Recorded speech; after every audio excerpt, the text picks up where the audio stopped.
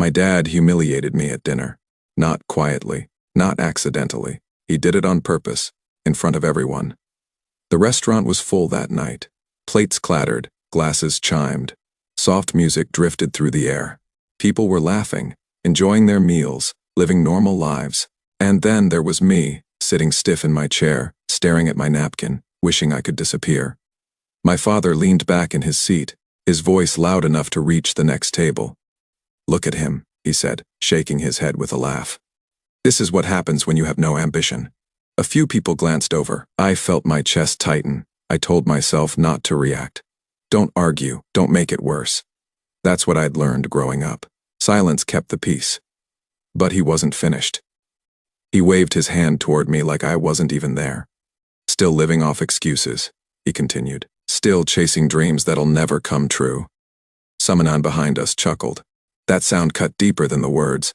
My mother stared at her plate. My younger sister shifted uncomfortably. No one said anything.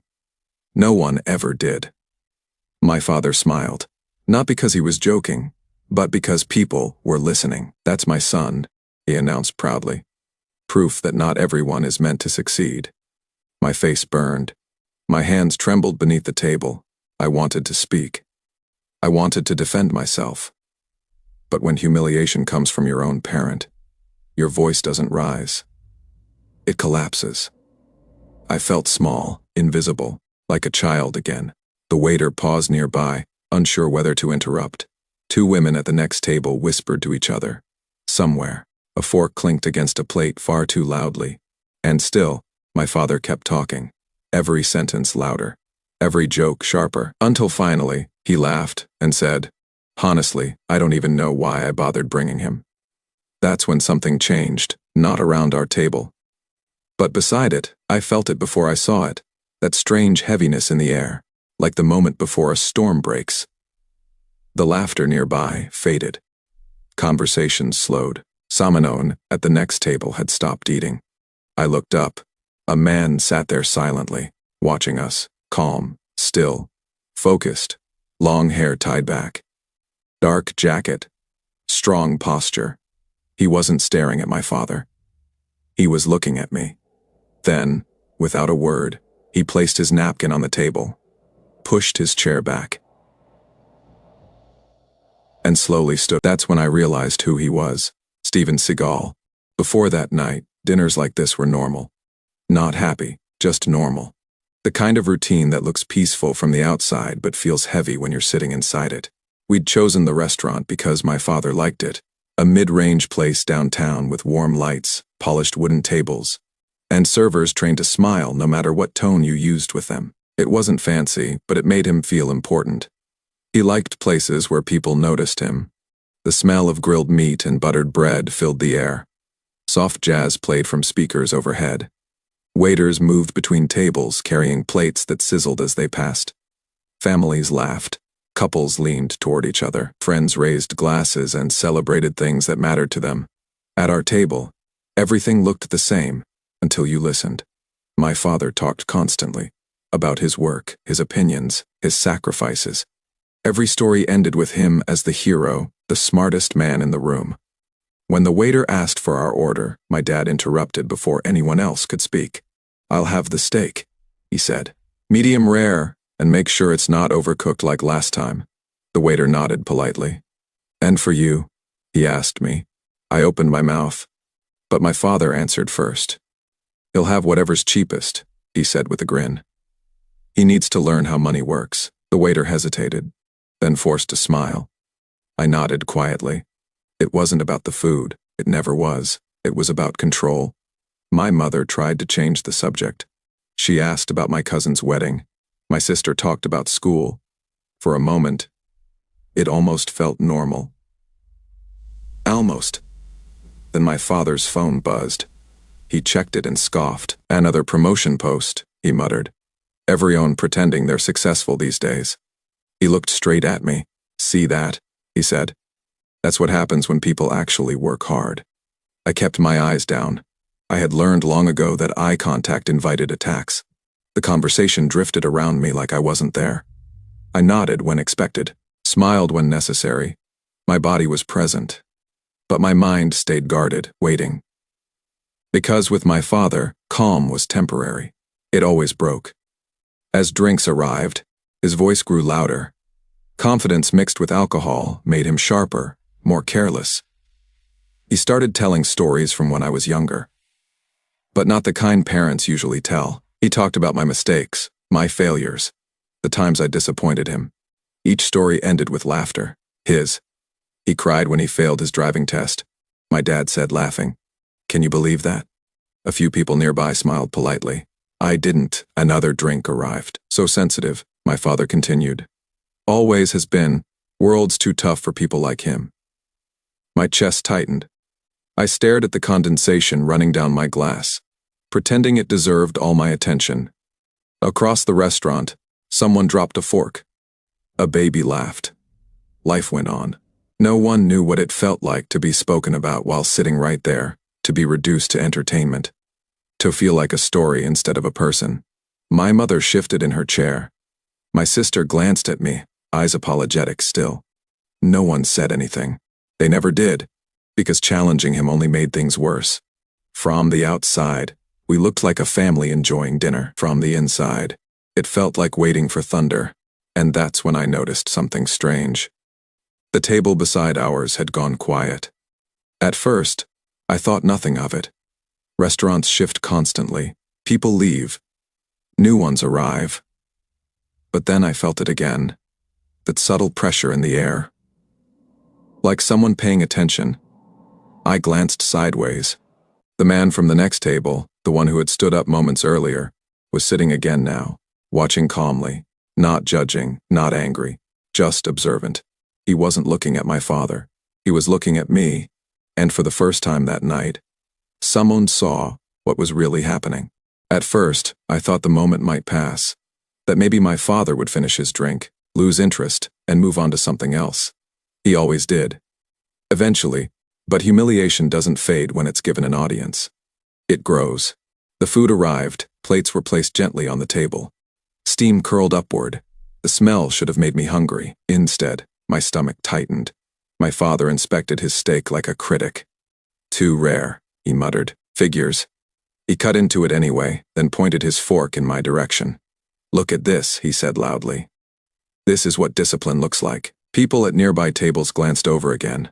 I shifted in my chair. Have you ever felt everyone's eyes on you, even when you weren't doing anything wrong? I tried to focus on my meal, but he kept going. "You know," he said, leaning back. "When I was his age, I already had a real job." He laughed. Not these imaginary dreams he keeps chasing. Someone nearby chuckled politely. That hurt more than if they'd laughed openly. My father noticed. That was when he smiled wider. He loved reactions, especially mine. "Tell them," he said suddenly, turning to me. "Tell them what you're doing with your life." My throat went dry. I looked up slowly. "I'm still figuring things out," I said quietly. He burst into laughter. "Figuring it out," he repeated loudly. "He's been figuring it out for years." The table beside us fell silent. Have you ever been forced to explain yourself in public, knowing nothing you say will be enough? My mother tried to intervene. "Let's just eat," she said softly. My father waved her off. No, this is important," he said. "You learn best through embarrassment." He leaned forward, elbows on the table. "Tell me," he said, "how much money did you make last month?" My heart began to pound. I didn't answer. He nodded knowingly. "Exactly." A couple at the next table avoided eye contact. The waiter slowed as he passed, pretending to wipe a clean surface. No one wanted to be part of it. But no one stopped it either. Have you ever wanted anyone, to step in? But they didn't. My father continued. "This generation," he announced, "is soft, always emotional, always offended." He gestured toward me, living proof. I felt heat rise up my neck. My hands clenched under the table. I wasn't angry. I was ashamed for existing in that moment. He lifted his glass. "To tough love," he said loudly. "Because someone has to prepare him for the real world." A few uncomfortable laughs echoed.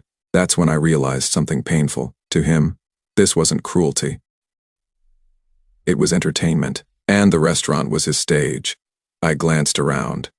People were listening now, not accidentally, intentionally.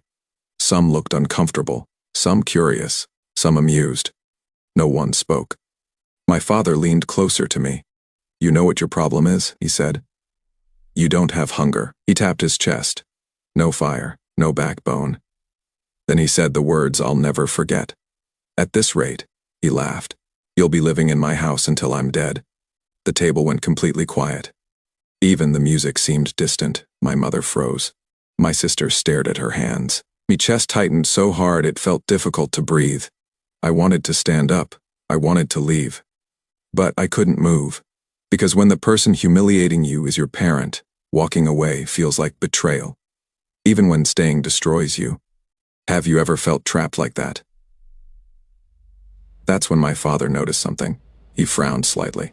"Why is everyone so quiet?" he asked. No one answered. He followed their gazes. And finally, he saw him. The man from the next table. Steven Seagal was standing now. Not abruptly, not aggressively. Slowly, calmly. Like someone who had made a decision and felt no need to rush it. The entire restaurant seemed to hold its breath. My father scoffed nervously. "What, you got a problem?" he said, trying to laugh. Steven didn't respond. He took one step forward, then another. His presence changed the room, not with fear, but with weight. Authority doesn't shout. It arrives. Steven stopped beside our table. He didn't look at my father at first. He looked at me. And for the first time that night, I didn't feel small. I felt seen. Then Steven finally spoke. His voice was calm, steady, not loud, but impossible to ignore. And with just one sentence, everything was about to change. "Would you have said something if you were there? Or would you have stayed silent too?" The room felt smaller the moment Steven Seagal stopped beside our table. Not because he was intimidating, because silence has weight. And suddenly, it pressed against my chest. My father let out a short laugh, the kind he used when he felt challenged. "Hey," he said, waving his fork casually. "We're just having a family conversation here." Steven didn't respond. He remained still, hands relaxed at his sides. The quiet stretched. "Have you ever noticed how silence can be louder than shouting?" My father cleared his throat. "I'm teaching my son how the world works," he added. "You wouldn't understand." I swallowed. Part of me hoped Steven would walk away. Another part hoped he wouldn't. Because deep down, I was tired of shrinking, tired of apologizing for existing, tired of pretending it didn't hurt. Steven finally spoke, not sharply, not emotionally, just calmly. "I've been listening," he said. That was all, 3 simple words, but my father stiffened. "I didn't ask you to," he snapped. Steven nodded slightly. "You didn't need to." A few people shifted in their seats. Someone near the window lowered their phone, unsure whether to keep recording. My father scoffed again, louder this time. "Look," he said, gesturing toward me.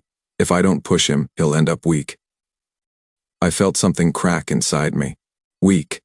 That word had followed me my entire life. Have you ever been labeled something so long that you started believing it? My father continued, emboldened by the attention. "I'm not abusive," he said. "I'm honest." He leaned toward Steven. "Kids these days can't handle honesty." Steven's eyes never left him. "Honesty without compassion," he replied, "is just cruelty with a better excuse." The words hit the table like a weight. My father opened his mouth, then closed it. No one had ever spoken to him like that before. He laughed nervously. "Are you some kind of therapist now?" he mocked. Steven didn't react. Instead, he turned slightly, not away from my father, but toward me, and when he spoke again, it wasn't to argue. It was to ask a question. "How old are you?" he asked. 23, I answered quietly. Steven nodded. "That's not a failure," he said. "That's a beginning." My chest tightened. No one had ever said that to me before. Have you ever heard a sentence so simple, yet it changed how you saw yourself? My father slammed his glass down. "Don't fill his head with nonsense," he snapped. "He needs reality." Steven met his eyes again. "No," he said evenly. "He needs respect." The word hung in the air, respect. My father stood halfway from his chair, anger flashing across his face. "Sit down," he warned. "This isn't your business." Steven didn't move. "I made it my business," he replied. "The moment you decided humiliation was parenting." The restaurant was completely silent now. No forks. No music. No whispers. Only breath. My mother's hands trembled. My sister stared wide-eyed. My father looked around, realizing too late that the room was no longer on his side. Have you ever seen someone lose control, not by shouting, but by being exposed? His voice rose. "You think you're better than me?" he snapped. Steven shook his head. "I think you're afraid," he said calmly. That word landed harder than any insult. "Afraid?" My father froze. "Afraid," Steven continued, "that if you don't dominate him, you'll lose him." Something inside me broke open, because I realized something painful. My father wasn't strong. He was scared. Scared of being ignored. Scared of losing authority. Scared of not being respected. So he demanded it instead. Steven turned to me once more. "You don't owe anyone your silence," he said gently. "Not even family." My throat tightened. I nodded, barely able to speak. My father's voice dropped. "You're turning him against me," he said. Steven answered quietly. "No," he said. "I'm reminding him who he already is." The manager hovered nearby. Other diners watched openly now. My father sank slowly back into his chair. For the first time in my life, he had nothing to say. And in that silence, heavy, uncomfortable, undeniable, I realized something had shifted forever. Because the weakest moment of my life had just become the strongest. Steven Seagal didn't raise his voice. He didn't posture, didn't threaten, didn't insult. He simply stood there, grounded, calm, like a man who had nothing to prove. The entire restaurant waited. My father broke the silence first. "You think because people recognize you, you can lecture me?" he scoffed. "This is my family." Steven nodded once. "Yes," he said quietly, "and that's exactly why I'm speaking." The words weren't loud, but they landed heavy. Have you ever noticed how real authority doesn't shout? It settles. Steven glanced around the room, then back at my father. "Everyone here can hear you," he said. "They've heard every joke, every insult, every laugh." My father shifted uncomfortably. Steven continued. "When a stranger humiliates a man, it hurts," he said. "But when a father does it, it scars." My chest tightened. No one had ever put it into words like that. My father tried to interrupt. "He needs toughening up," he said sharply. "The world won't go easy on him." Steven tilted his head slightly. "The world won't," he agreed. "But home is supposed to." Silence rippled outward. A woman at a nearby table wiped her eyes. Someone near the door slowly lowered their phone. Steven stepped half a pace closer, not threatening, not aggressive, just present. "You don't build strength by tearing someone down," he said. "You build it by giving them something to stand on. Have you ever realized the difference between discipline and damage?" My father's jaw tightened. "I worked my whole life for this family," he snapped. "No one thanks me." Steven nodded again. "I believe you worked hard," he said, "but sacrifice doesn't give you permission to wound." That hit differently. My father opened his mouth, then stopped. Steven turned slightly, addressing the room without raising his voice. "There are two ways to lead," he said. "Through fear, or through respect. Respect creates growth." My father laughed weakly. "You sound like a movie," he muttered. Steven smiled faintly, not amused, not angry. "Movies exaggerate," he said. "Life doesn't." He gestured toward me. "Look at him," Steven said. I felt every eye turn my way. My instinct was to shrink, but Steven spoke again. "He's still here," he said. "He hasn't quit. He hasn't turned bitter. He hasn't become cruel." Steven paused. "That's not weakness," he said. "That's resilience." My breathing caught. "Have you ever had someone recognize strength in you before you did?" My father's face flushed. "You don't know him," he snapped. Steven met his gaze. "I know pain," he said. Another silence fell. "The kind that doesn't need explanation." Steven lowered his voice further. "Every man thinks control makes him strong," he said. but the moment you need to humiliate someone to feel powerful. He paused. You've already lost control. My father's hands trembled slightly. For the first time, he looked unsure. Steven continued gently, almost sadly. Your son doesn't need your approval to become something, he said. He needs your belief. The word echoed. Belief, my father swallowed. I push him because I don't want him to fail, he muttered. Steven nodded. Then stop being the voice that tells him he already has. The restaurant felt frozen in time. Have you ever watched someone realize the damage they've caused and not know how to undo it? Steven stepped back slightly. I'm not here to shame you, he said. I'm here to stop this moment from becoming the one he remembers forever. He looked at me again. You are not behind, he said calmly. You are becoming. My eyes burned. No one had ever spoken to me like that, not as a problem to fix, but as a person in progress. Steven placed a hand lightly on the table. Every strong man I've ever met, he said, was once protected by someone who believed in him. Then he looked directly at my father. Be that man, he said. The silence that followed wasn't tense anymore. It was heavy with truth. My father sat down slowly, not defeated, changed. And in that moment, I understood something I never had before. Sometimes, the most powerful thing anyone can do is speak calmly when everyone else stays silent. For a long moment, no one spoke. Not my father, not my mother, not even Steven Seagal. The restaurant remained frozen, forks midair, conversations paused, eyes fixed on our table. Have you ever felt a silence so heavy? It felt louder than shouting. My father stared down at his hands. The confidence that once filled his posture was gone, replaced by something unfamiliar. Uncertainty. He shifted in his chair and cleared his throat. I didn't mean to embarrass him, he said quietly.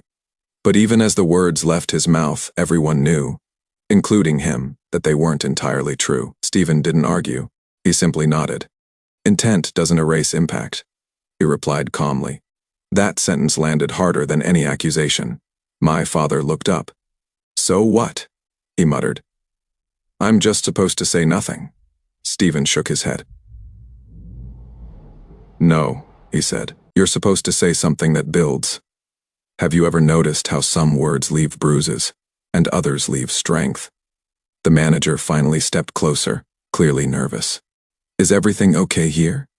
He asked. Steven smiled politely. It is now, he said. The manager glanced at my father, then at me, sensing the shift in energy. He nodded and stepped away without another word. The crisis had passed, but the lesson hadn't. Steven turned toward me again. Stand up, he said gently. My heart jumped. Me. I hesitated.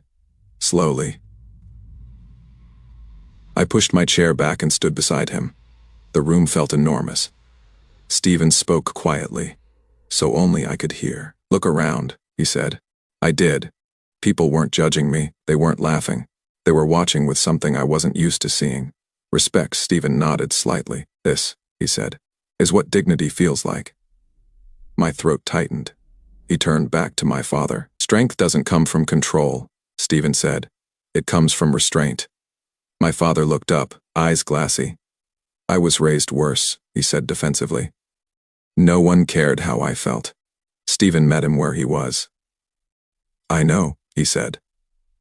And that's why this matters. Have you ever realized you were repeating pain, not ending it? Steven gestured between us. Every generation gets a choice, he continued.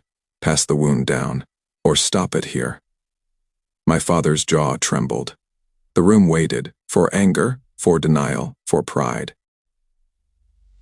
Instead, he exhaled slowly. I don't know how to talk to him, he admitted. The honesty shocked everyone, especially me. Steven nodded. Then start simple, he said. He looked at my father and spoke clearly. Say you're proud he's still trying.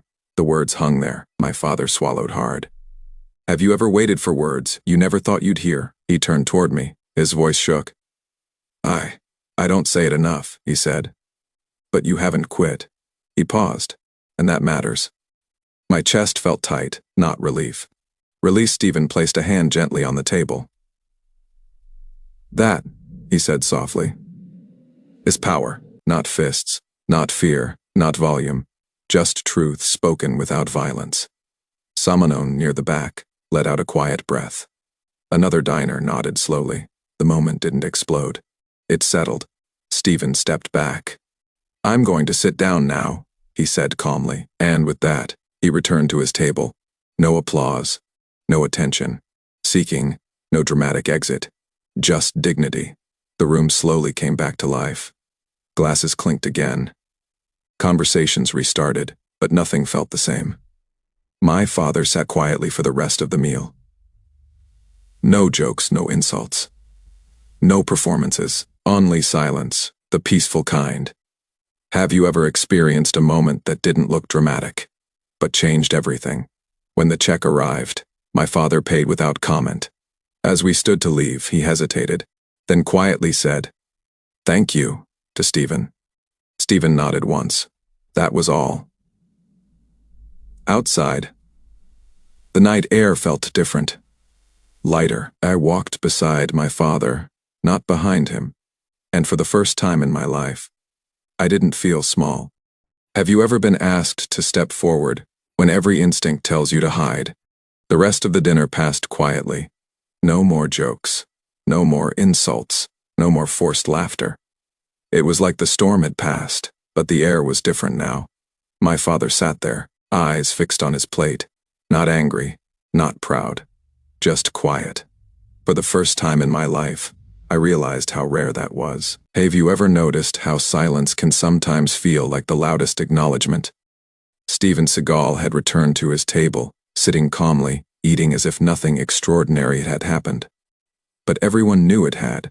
People around us stole glances. Some whispered. A few raised their phones, likely capturing a moment that would replay online soon enough. But the lesson wasn't about drama.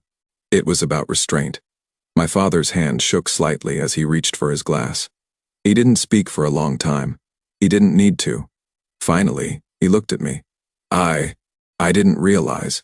He started, voice unsteady. I've been too harsh. My chest tightened. Relief and disbelief warred inside me. Have you ever had someone apologize? And it changes everything, even if the words are simple. I nodded slowly. Thank you, I said quietly.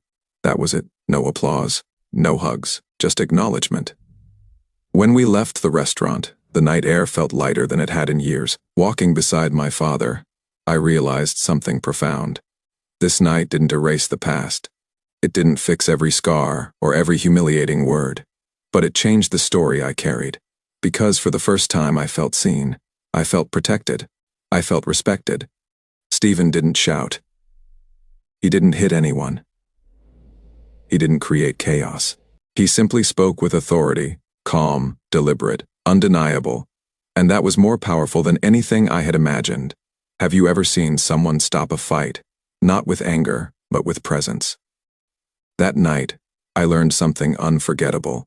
Strength isn't in raising your voice. Strength isn't in control through fear. Strength is in protection, in dignity, in restraint. People began sharing the story online by morning. Not because there was violence, not because there was chaos, but because there was a lesson. You don't have to hurt someone to stop wrongdoing. You don't have to dominate to gain respect. You just have to act with calm authority and truth. My father didn't just see Steven Seagal that night. He saw himself, the reflection of his own mistakes, the potential to do better. I saw something too, that I didn't need approval to stand tall, that being human meant making mistakes, and having someone remind you you're still capable. We left the restaurant silently. No words needed. Just understanding. Just acknowledgement, just respect. And every time I remember that night, I replay one thought. The strongest person in the room is not the loudest. It's the one who protects without losing control. So here's my question for you. Have you ever witnessed someone rise above conflict, not with violence, but with authority and calm? Would you have had the courage to step in if you were there? If you believe real strength is discipline, not rage, type respect in the comments. Share this story if you think people need to see that courage and calm can be stronger than humiliation and chaos. Because the lesson isn't just about one night or one family. It's about every moment in life when someone has the chance to choose restraint over rage, dignity over shame, respect over fear, and that is the kind of strength that changes lives.